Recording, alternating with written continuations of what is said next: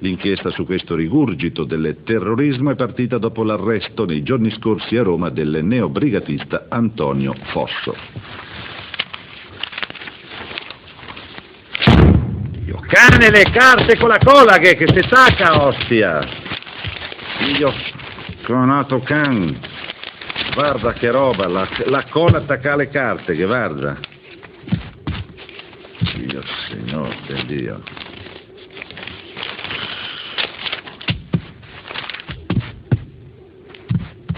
Sì, ma te ma Dio, boh, ma Don Dio, che le si tacca con la cola e non le si stacca, ma è una roba, guarda.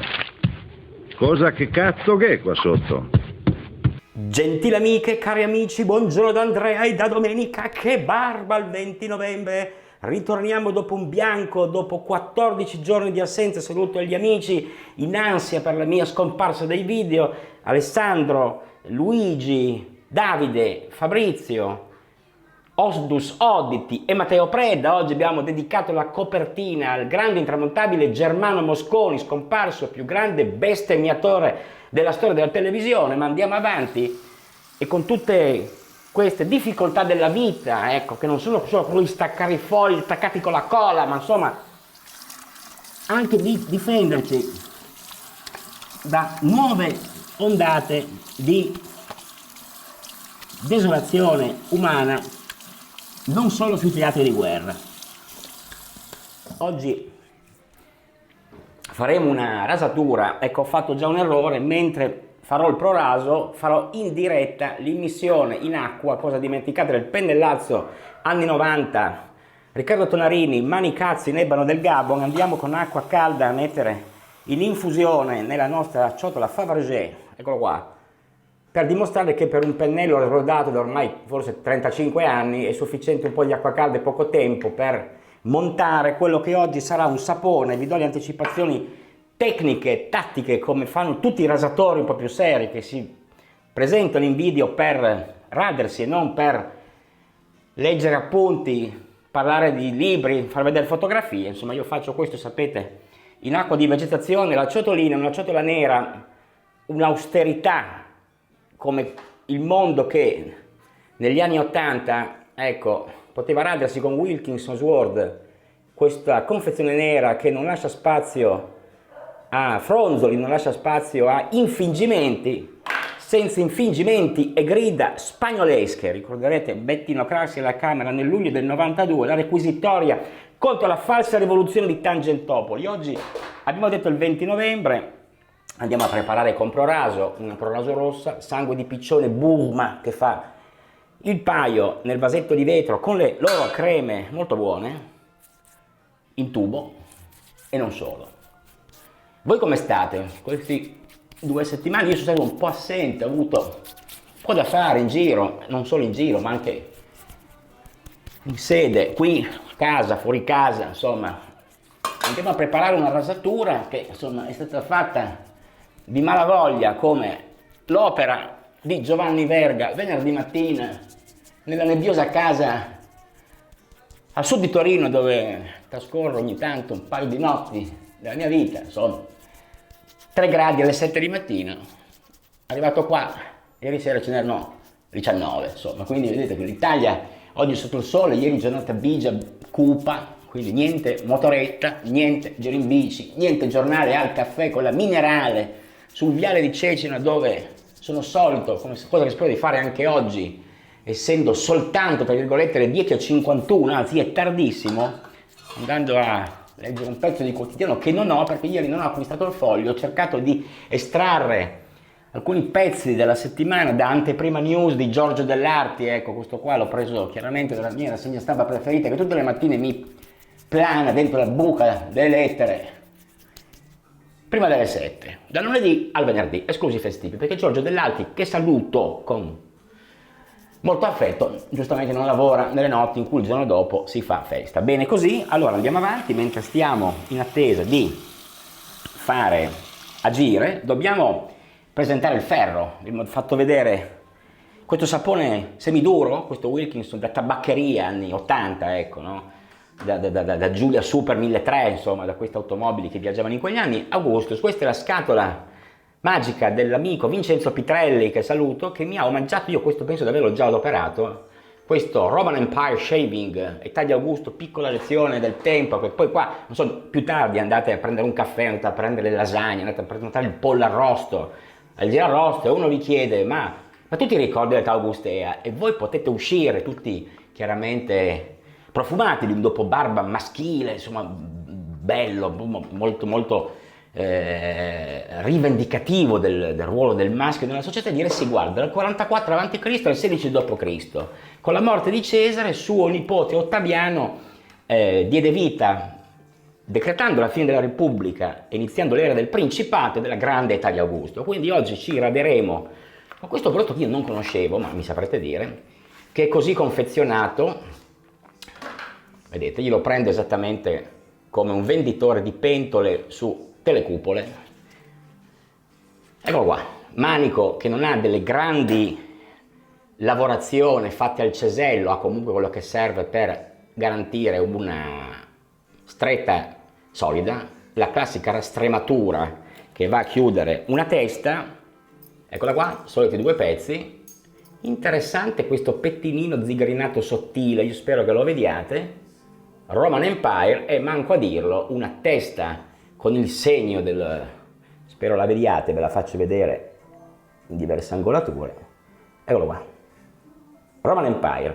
Con questo ci raderemo, le lame saranno delle Saloon Pack da 10 pezzi Gillette, sempre provenienti dalla scatola di scarpe, dove non c'erano mocassini, non c'era niente, perché non pensi, scatola di scarpe era piena di prodotti per rasatura, quindi possiamo andare ad aprire intanto a scartare questa scatoletta di lame che ho avuto anche in bundle quando acquistate dall'amico di Trieste, il Gillette Flair, mi ha omaggiato di questa scatoletta di queste lamette Saloon Pack, vuol dire da salone di barberia, che non avevo ancora visto. Eccolo qua.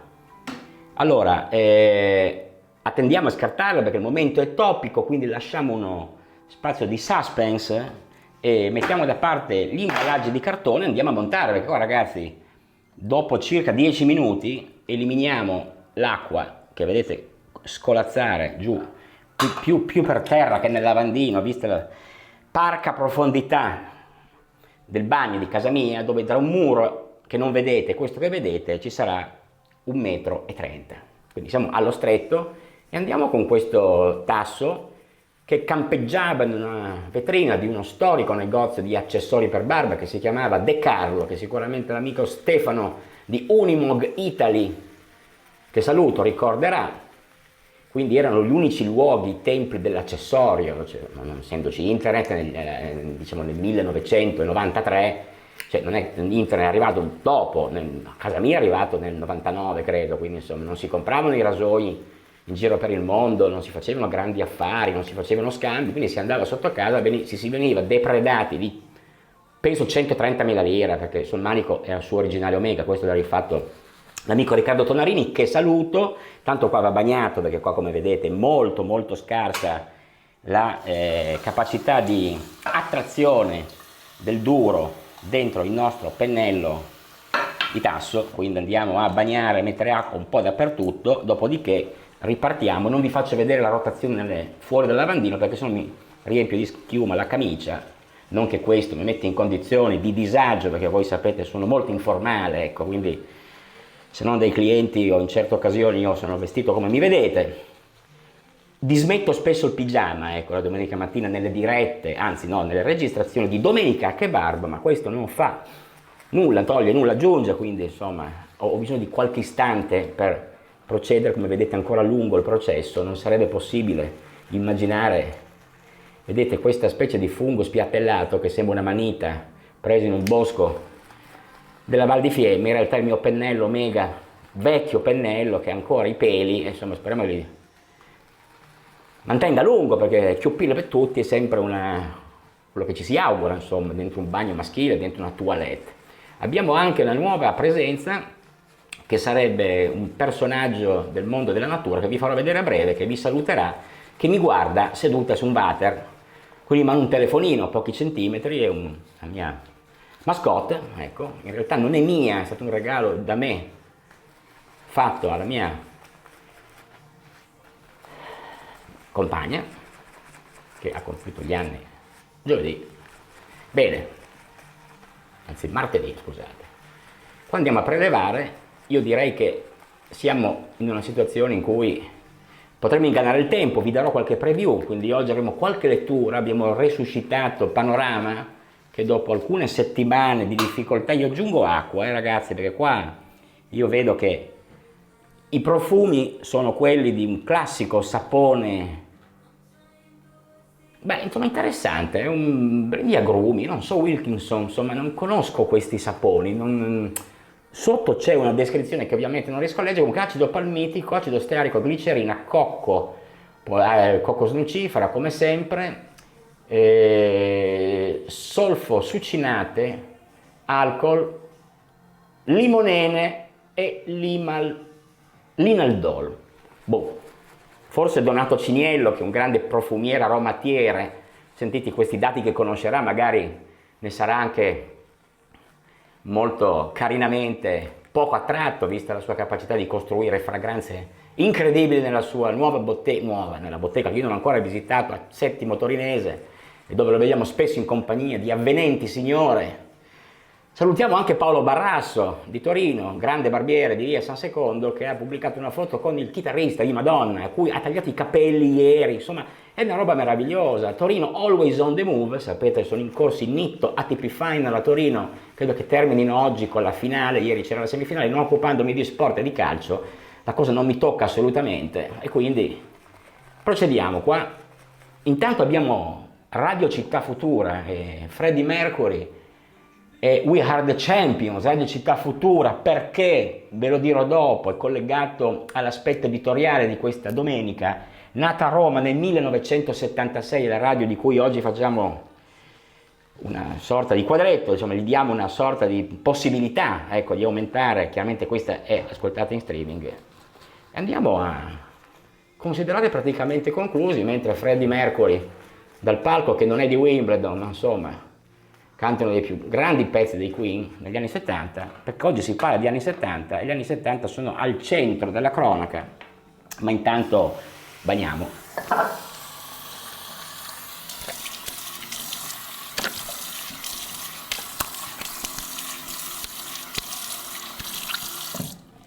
Il Proraso avrà certamente espresso la sua, andiamo a stendere, vediamo la stesa di questo Wilkinson, ho bisogno di un taglio di capelli. L'amico Davide, spero che si dedicherà a me martedì, non prima, perché la grande fortuna dei barbieri di non fare una mazza la domenica e lunedì, e David a San Pietro in Palazzi nel suo nazionale stile non fa eccezione.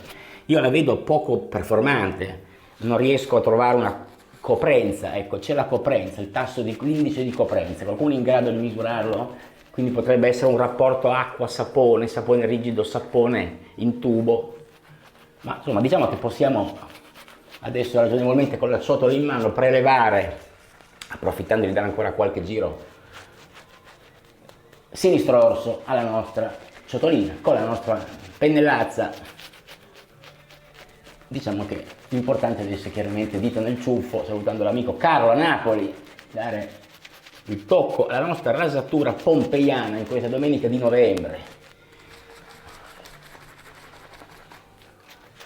Diciamo che insomma potrebbe essere la rasatura di un uomo degli anni 70, alla fine degli anni 70. Parlando di Radio Città Futura, è ovvio che oggi vi parlerò di Aldo Moro. Aldo Moro è stato riproposto per la seconda volta dopo Buongiorno Notte sulle reti Rai in 3 puntate da 2 ore ciascuna, su Rai 1, lunedì, martedì e giovedì, per la regia di Marco Bellocchio. Marco Bellocchio, uomo che fa finta di non sapere niente sul caso, invece sa tutto. Ha fatto una produzione, secondo me, contestabile. Il film, se l'avrete visto, inizia con un Moro resuscitato in un letto all'ospedale, quindi Moro non muore nella testa di Marco Bellocchio, il quale ci aveva già abituati a queste novità, quando in Buongiorno Notte Moro si sveglia in pigiama, interpretato all'epoca da Roberto Erzlica, un grandissimo attore, questa volta invece Gifuni, Fabrizio Gifuni, figlio di un segretario generale del Quirinale. Voi sapevate che questo attore era parente, non poteva che interpretare un'alta carica istituzionale di quell'Italia di quegli anni. Quindi Roberto Erzlica del Buongiorno Notte, di cui 15 anni fa, quando è uscito? 10-12 anni fa, insomma, esce in pigiama per le vie di Roma, uscendo dalla porta del covo di via Montalcini, dove non è mai stato, perché voi sappiate che tutto quello che si è detto in 45 anni, quanti sono, in gran parte non è assolutamente vero, è cronaca depistata. Solo una persona, solo un giornalista investigativo di cui vi parlerò, ha scritto un paio di libri molto importanti, di cui vi ho già parlato qualche anno fa, almeno 2 anni fa, non abitavo ancora in questa casa, che si è occupato del caso, ha smontato la tesi del ruolo delle Brigate Rosse in questo sequestro, quindi la tesi delle Brigate Rosse come organizzazione armata in grado anche di sparare 97 colpi su un corteo di auto armate di guardie del corpo, uccidere 5 uomini, non sfiorare neanche di 1 millimetro Aldo Moro prelevandolo dalla 130 quella mattina del 16 marzo al quartiere trionfale in via Mario Fani. Ma insomma, io direi che possiamo anche andare avanti, anche perché dobbiamo armare non le Scorpion, non le P38, ma il nostro Roman Empire, e quindi Roma sempre sullo sfondo. Sta comportandosi bene questo Wilkinson, devo dire la verità. Posso dire che la scorta, ricordiamo, del presidente, che era composta da carabinieri sulla 130 e poliziotti sull'Alfetta bianca di scorta, sicuramente la mattina avevano la buona abitudine di tirarsi per presentarsi al lavoro, in quel lavoro particolare, in perfette condizioni tonsorie. Non dico che fosse lo Shaolin Empire prima e dopo Cristo, ma sicuramente tiga il momento della cola. La cola ne mola. Pochissima cola, quasi niente cola. Incredibile, secondo me era un Hotmelt un po' invecchiato, queste lame forse sono lì da un po', ma sono chiaramente nuove. Stainless, andiamo a armare 2 pezzi augusteo, andando a fissare la lama nella sua sede, leggerissimi pezzi, pesano 3 grammi, insomma, quindi un rasoio, insomma, mette nel taschino. Sapevate che un iPhone 13 pesa 160 grammi e i primi cellulari pesavano 1,1 kg, ve lo dirò perché sul Panorama se ne parla.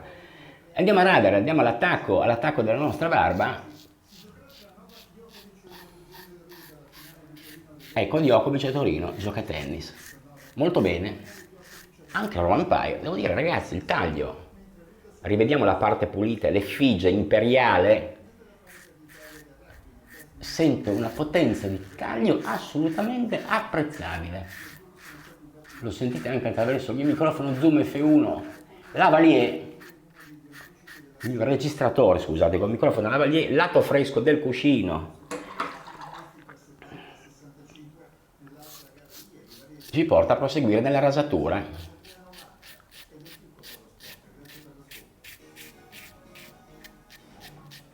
Buona.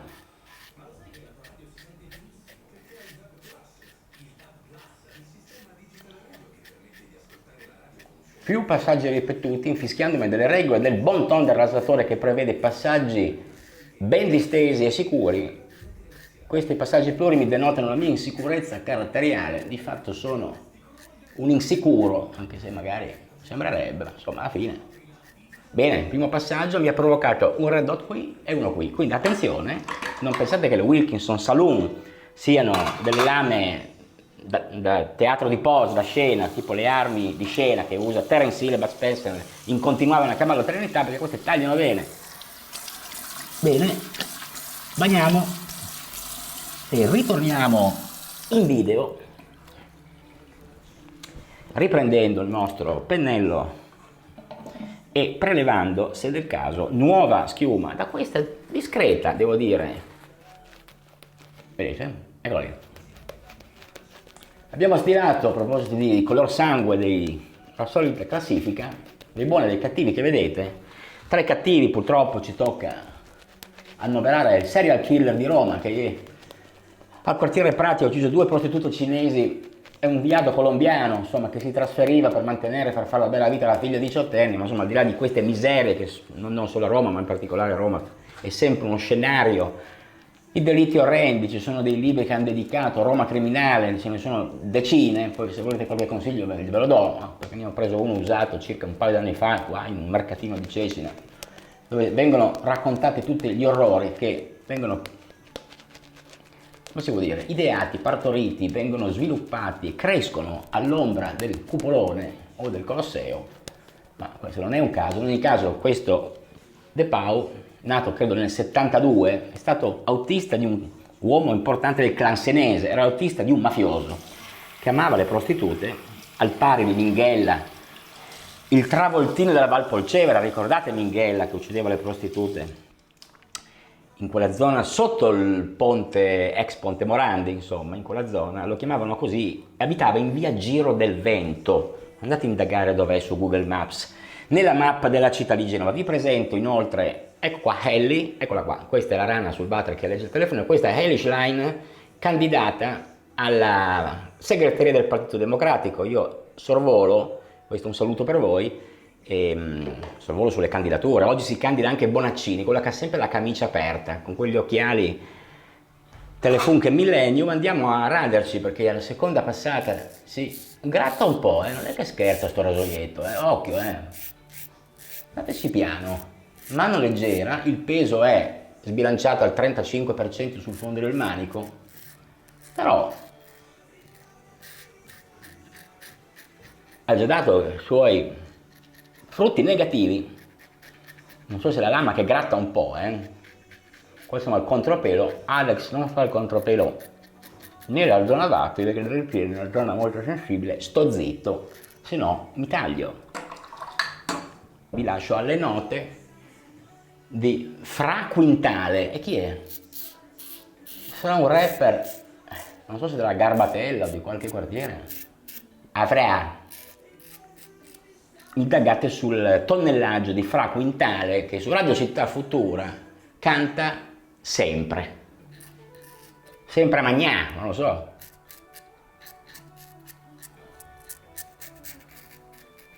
Quindi io al secondo passaggio non andrei a insistere per non infliggermi nuove irritazioni, nuovi piccoli micro tagli. Andiamo a bagnare per il terzo passaggio, ma vi devo dire anche chi sono i buoni. Stefano Dalmasso, fondatore di Satispay. Chi guardando, io l'ho messo qui perché poi non ho messo il wide angle, quindi magari non lo vedevate. Questo che sembra una faccia da terrorista libanese, insomma, o da curdo, in realtà è nato in provincia di Cuneo, no? E ha inventato Satispay con l'app che vi permette, non voglio fare pubblicità, ma in ogni caso è molto utile, molto usato chiaramente in Piemonte, di pagare a sfioro legando un conto corrente alla vostra app del telefono con l'NFC, credo, se il vostro telefono ce l'ha. La sua app vale $1 miliardo, ma le banche continuano a marginalizzarlo. Oggi sul Sole 24 Ore, che non ho con me, ma l'ho visto in preview in internet, lo chiamano l'ultimo unicorno italiano. Ora non so perché, uomo di successo unicorno, non ho letto l'articolo e che non ci sono arrivato, io devo dire, con la mia poca fantasia, perché venga definito così, mi hanno diventato un uomo di successo, quindi non c'è soltanto il successo di uomini come il lupo di Cordusio, quello che è stato chiaramente poi processato per droga e violenza sulle minori, nel centro di Milano, fondatore di Segugio.it, cosa aveva inventato subito.it, non me lo ricordo, ma comunque era diventato miliardario, ma insomma poi si è giocato molto male i suoi soldi, mai male come Baldini, il socio di Fiorello, che ha mascherato per anni i suoi problemi di rapporti con la malavita, dichiarando che è stato ludopatico. In realtà lui ludopatico non lo è mai stato, non è mai stato schiavo del gioco, semplicemente si era messo in un casino enorme e un giorno pare che i suoi creditori l'abbiano portato in un posto, gli abbiano dato una pala, le abbiano chiesto di scavarsi la buca. Lui a quel punto ha capito che forse era il momento di cercare di spiegarsi bene, di far capire che era stato truffato, perché Baldini, voi dovete sapere, conduttore televisivo di Viva Radio 2, credo, con Fiorello, ormai quasi 10 anni fa, preso dei debiti per $1 miliardo a un certo punto della sua esistenza, contattò un tabaccaio vicino a casa sua, credo a Milano, e gli propose di vendere 3 miliardi di marche da bollo rubate, dicendo: se tu vendi così banconote che valgono nominalmente 3 miliardi ti diamo il 10%, cioè 300 milioni che lui doveva, anzi 200 gliene servivano, dare agli strozzini a fine settimana. Chiaramente si è messo in contatto con pezzi grossi della malavita. Questi hanno scoperto che le marche da bollo erano false e gli hanno detto: prendi la pala e comincia a scavare. Quindi brutte storie. Questa invece è una bella storia, una storia di uomini di successo, quindi andando, io qua non vi ho raccontato niente mentre facevo il terzo passaggio, quello detto di cortesia, e io continuo, perdo un pochino di tempo, vi rubo un po' di tempo, perché a parte, qua abbiamo Abubakar Soumahoro, Abubakar Soumahoro è sponsorizzato da Propaganda Live, da Diego Bianchi. Quando è entrato in Parlamento si è presentato con gli stivali di gomma, col pugno chiuso, a protezione dei migranti sfruttati nell'Agropontino. Viene fuori, come avete letto, che la cognata e la moglie gestivano un centro in cui i giovani venivano sfruttati, non pagati, fatti vivere al freddo, non gli davano da mangiare. Una solenne figura di... che figura di merda. Lui si difende, non potrete, sono tutte falsità, quindi il nostro Abubakar, eletto per Verdi Alleanza di Sinistra, molto sinistra, ve lo ripropongo anche in immagine, così, giusto perché è questa ormai l'immagine clou dell'insediamento dei parlamentari nel nuovo Parlamento, lo vediamo qua. Infatti, quando entrarono i nuovi neoeletti, abbiamo il pugno chiuso di Soumahoro, il cappuccio lì dalla Chiesa, i selfie con Meloni, le immagini di Camera e Senato. Eccolo qua. Questo è il neoeletto rappresentante degli ultimi sfigati dell'Agropontino, non solo di quello, e quindi andiamo avanti e andiamo a raderci, perché ormai la rasatura è infine, diciamo, si porta verso la fine. E abbiamo anche un pezzo interessante, un pezzo del Michele Masneri del Foglio, voi sapete, uno dei miei giornalisti preferiti. Parla di jackpot, di sogni miliardari, chi non ne ha 311 milioni, anche cresciuto, credo il jackpot ieri nessuno ha vinto una fava, me compreso, ho vinto 2 euro, quindi sono ancora qui a radermi perché devo continuare a lavorare, a essere in forma, presentabile, andare dai clienti, non posso dire andare a barba lunga così con 5 milioni in tasca, 10 milioni in tasca, questo non è accaduto. Cosa scrive Masneri? Parla di una lotteria americana. In Nord America c'è una lotteria che si chiama Powerball e ha un montepremi di 2,04 miliardi di dollari. Avete sentito bene? L'ultima combinazione, se volete poi giocare, è stata 10, 33, 41, 47 e 56. 5 numeri. Numero jolly 10, perché anche questo moltiplicatore esiste in questa lotteria americana. Le possibilità, tanto per darvi un'idea, di vincere a questa lotteria sono 1 su 292 milioni, cioè l'equivalente di comporre un numero a caso sul telefono e chiamare proprio la persona che si cerca. Praticamente impossibile. Il vincitore americano comunque dovrà uscire dall'anonimato, cosa che non accade qui, perché la legge californiana impone che il nome venga reso noto. E che farà mai? Investirà nella pericolante Wall Street? Nei titoli tecnologici terremotati dalla bolla che pare scoppiata per l'ennesima volta? Metterà su lui stesso una startup? Oppure comprerà un aereo privato? Venendo immediatamente bullizzato dagli ambientalisti e da Fratoianni? Intanto, parallelamente a quello elettorale, lo spoglio lotteristico va avanti un po' a rilento. E qua andiamo avanti. Alessio D'Amato, ex sinistra estrema, candidato da Carlo Calenda, in accordo con l'IPD, quindi Azione PD, candidano alle prossime regionali nel Lazio per lo scranno lasciato libero da Nicola Zingaretti. Alessio D'Amato pare molto bravo dirigente della sanità, ma comunque mi si è asciugato un po' tutto, io darei però una bagnata, perché se io so già che se faccio così, a forza di parlare delle follie di questo paese, io poi mi rado e mi taglio, e visto che non ho voglia di tagliarmi perché domenica va bene tutto, ma insomma meno si usa dal lume di rocca o addirittura lo spray, il cerotto spray, e meglio è. Bagni un po', tanto ormai è il passaggio obliquo, quindi insomma questo può darci la possibilità di non di farlo con leggerezza, con molta scioltezza, obliquo. Ecco, non bisogna saltellare, ecco, così.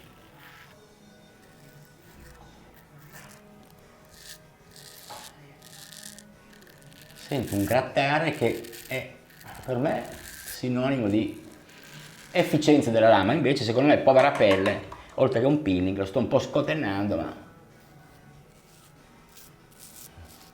non si può dire che sia una binata dolce, questo Wilkinson.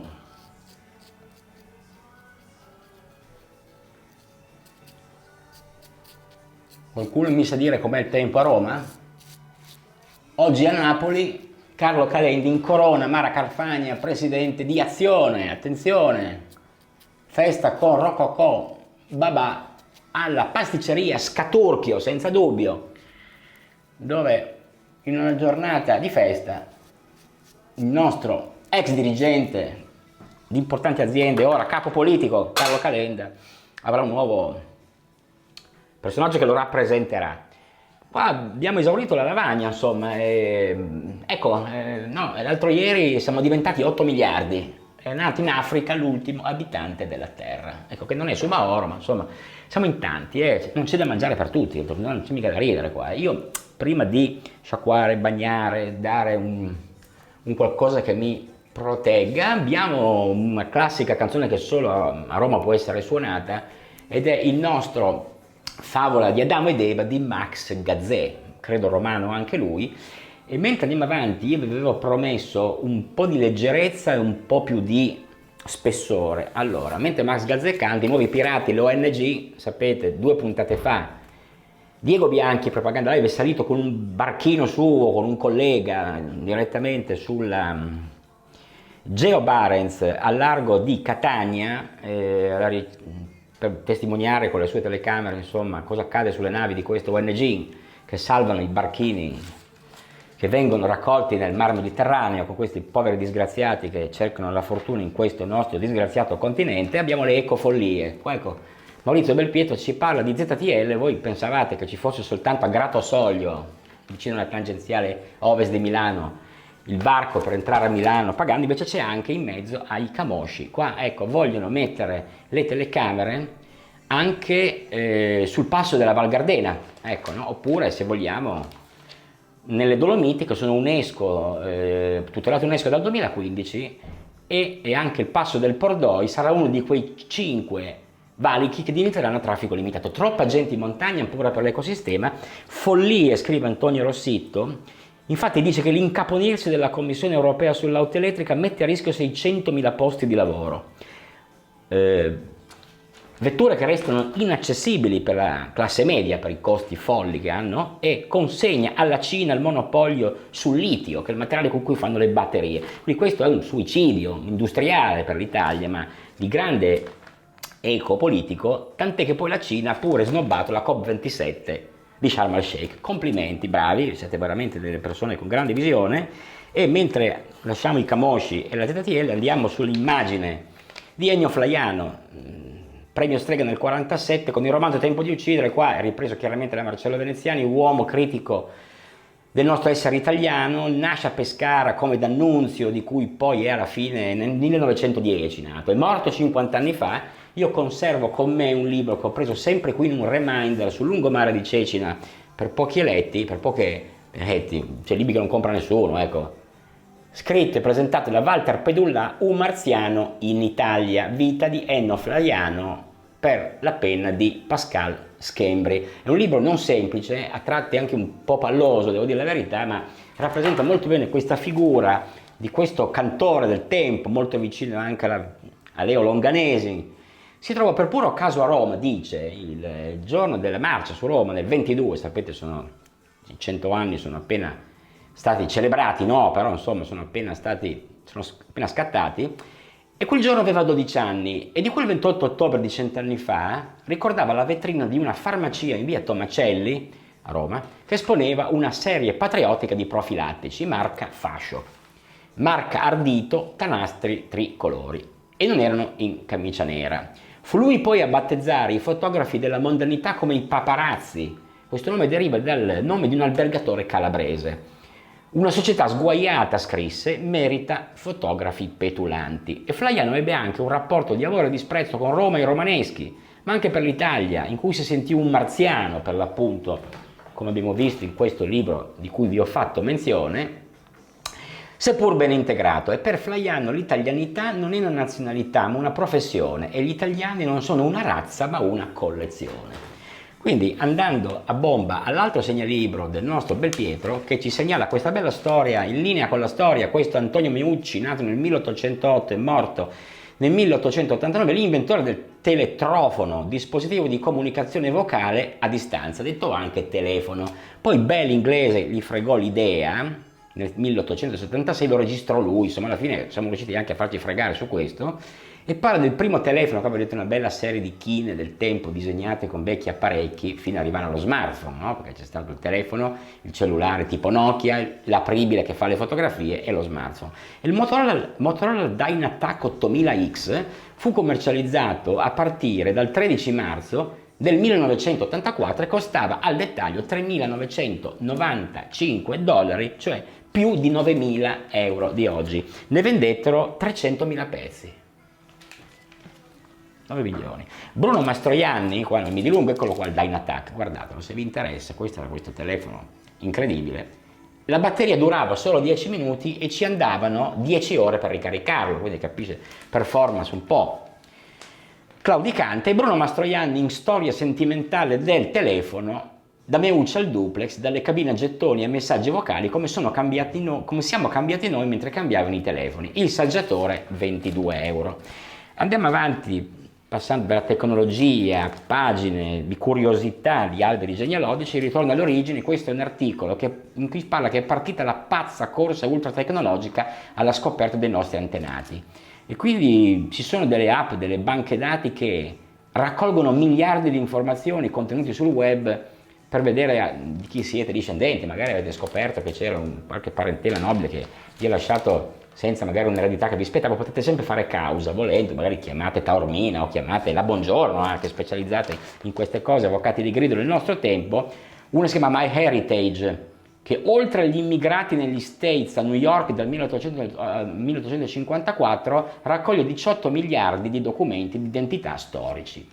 Altri sono Find a Grave, che vuol dire trova una tomba, ci sono collegati credo alle banche dati dei cimiteri. Una interessante ricerca per la domenica pomeriggio se non sapete cosa fare, mentre andando avanti Periscope ci fa vedere una serie di uomini calvi di cui non me ne frega assolutamente niente. Qua abbiamo Charlize Theron in una serie di Netflix, Ambra Angiolini, bellone di Stato, Arisa, il nudo non basta per ritrovare se stessi. Questa è Rosalba Pippa, 40 anni in alcuni scatti hot. Se non l'avete vista, questa è la nostra Terry Marocco, che io non apprezzo mai, è nata a Pozzillo in provincia di Potenza, in quella parte di me che non obbedisce mai a niente. Comunque io sono più donna di queste foto di fine estate, quindi Arisa premette che con questa panorama che poi riprende al contrario, vedete, perché non sa tanto cosa scrivere, i suoi 60 anni, sorvoliamo e andiamo però a fare un after, perché qua io sento che si sta asciugando, non fa bene lasciare la pelle dopo la rasatura troppo a lungo. Andiamo con l'acqua fredda a sciacquare quello che resta, cioè niente, per chiudere bene i pori.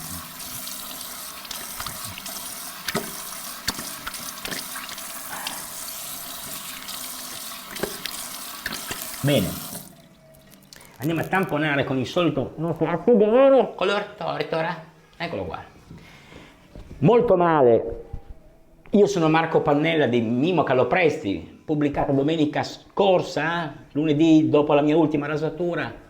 Un Marco Pannella che è interpretato da un attore discreto, ma dove non si dice assolutamente niente. Anche Marco Taradas ha criticato la superficialità di quella produzione, dando comunque alla Rai, insomma, diciamo, riconoscendogli la buona volontà di aver parlato dei radicali. E lasciamo che un po' brevemente l'acqua asciughi sul viso, e con me, visto che si è parlato di Aldo Moro, ho con me questo libro. Questo è un libro raro, introvabile, se non pagandolo, cioè si trova ma pagandolo molto caro, Il mandarino è marcio.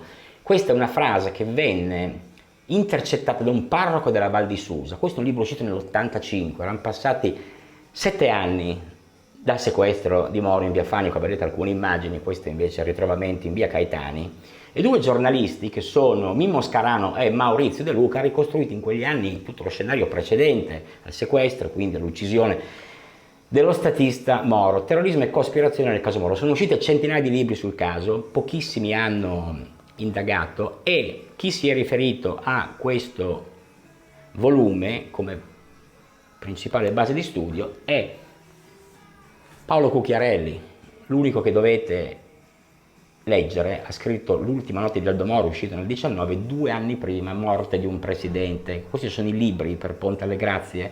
Questo si trova, Morte di un presidente, è introvabile, se non in EPUB, per Kindle, per leggere la vera storia di Moro. Io non ve la racconterò qui perché non ho tempo, non è il momento, non è il caso, anche per una questione di rispetto. Però vi devo dire che questa Radio Città Futura, fondata nel 76, 2 anni prima del sequestro Moro e 2 anni dopo che Moro, come si scrive nelle prime pagine, fece questo viaggio a Washington, accompagnato dal Presidente della Repubblica Leone e dalla signora da una folte delegazione italiana, in cui venne minacciato da Henry Kissinger, segretario di Stato americano, che gli aveva fatto capire che se avesse, non dico tanto portato i comunisti al governo, ma li avesse anche solo avvicinati alla ricerca di un appoggio esterno, cosa che poi era il progetto di Moro, quindi non una partecipazione diretta nel governo, ma un appoggio esterno, Aldo Moro avrebbe passato dei guai. Vi dico solo che tornando da quel viaggio si confidò con la moglie, con la quale molto raramente parlava della sua vita politica e professionale e personale, dichiarandole che avrebbe voluto lasciare la politica. Si spaventò perché aveva capito che Kissinger gli aveva giurato che l'avrebbero fatto fuori. Qui dentro si parla di Radio Città Futura perché il giorno, e poi lascio l'argomento, della strage di Biafani dei 5 uomini uccisi, questa radio 2 ore prima, delle 9.02, quando venne diffusa la notizia, quindi pochi minuti dopo l'agguato, diffuse a Roma un comunicato che ci sarebbe stata a breve una importantissima operazione terroristica a danni di un'altissima personalità dello Stato. Nessuno si mosse né quella mattina né tantomeno si mossero prima con tutte le informative che erano arrivate anche dall'estero, quindi fa capire lo stato di connivenza dello Stato italiano, che viene poi riproposto da Bellocchio in questa salsa cinematografico anche un po' stucchevole.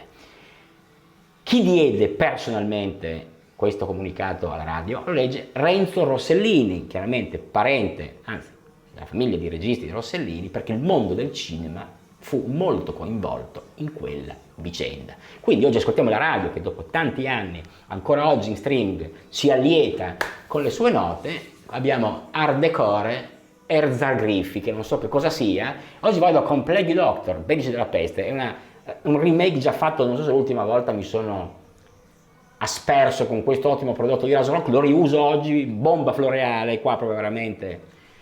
Oggi ho bisogno di dare una sorta di freschezza, sono state giornate un po' lunghe, un po' buie, oggi abbiamo il sole, quindi prima di pranzo ho bisogno di una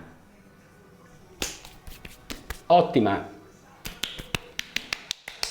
applicazione di questo prodotto Rasonoc che porta la mola antonelliana come simbolo italiano, quindi concepito in Canada, Medici della Peste, qua siamo a Venezia nel 600, come ben sapete, Plague Doctor, gran prodotto, a me piace moltissimo, anche se non ha le acri note che avrebbero potuto essere utilizzate in un dopobarba dell'epoca di cui stiamo parlando oggi, ma sempre pregevole, e quindi oggi molto bene.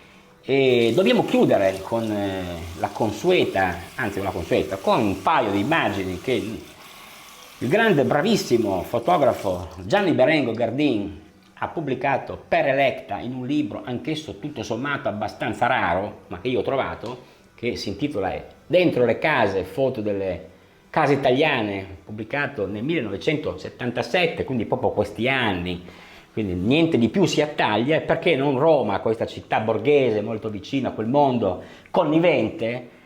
Pubblichiamo 2 immagini ricchissime, 2 più agresti, che sono questa casa dove questo bambino, figlio di non so chi, perché insomma qua non so, potrebbe essere figlio di un Presidente della Repubblica, insomma, che solo a Roma si possono vedere cose del genere, questo che aveva in casa, oltre che un camino, che non è una porta, ma un camino dove si può entrare e starci dentro, busti alle pareti, soffitti pregevoli, fontana al centro del salotto, questo che è di una scultura antica, neoclassica, quindi insomma, sembra un museo in realtà una casa. Qua abbiamo un uomo in un camino altrettanto bello, forse anche meglio, magari meno nobile, ma in un ambiente spettacolare con un soffitto in legno e alcuni oggetti della cultura contadina del Lazio, perché ha diviso per regioni questo libro Gianni Berengo Gardin, e con un'altra casa agreste con un tavolo in legno, un orcio, appesi ai muri, vasellame. Ecco, questi sono scatti meravigliosi, non sono più possibili, oggi non sarebbe più pensabile scattare con la Leica delle immagini come queste, e andiamo poi a rivedere invece questo che è esattamente un altro aspetto della borghesia romana, che potrebbe essere casa non lo so, dico, ma non è detto che sia così, potrebbe essere casa dei marchesi Casati Stampa, che abitavano vicino al viale del Muro Torto, al Pinciano, miliardari ricchissimi, di cui poi forse vi ho anche già raccontato, non mi voglio dilungare. Abbiamo un uomo non tanto contento di fare il suo mestiere, una saliera, un pepino, olio aceto, piatti, quadri da qualche milione di euro, lampadari di cristallo, soffitti alti a 8 metri.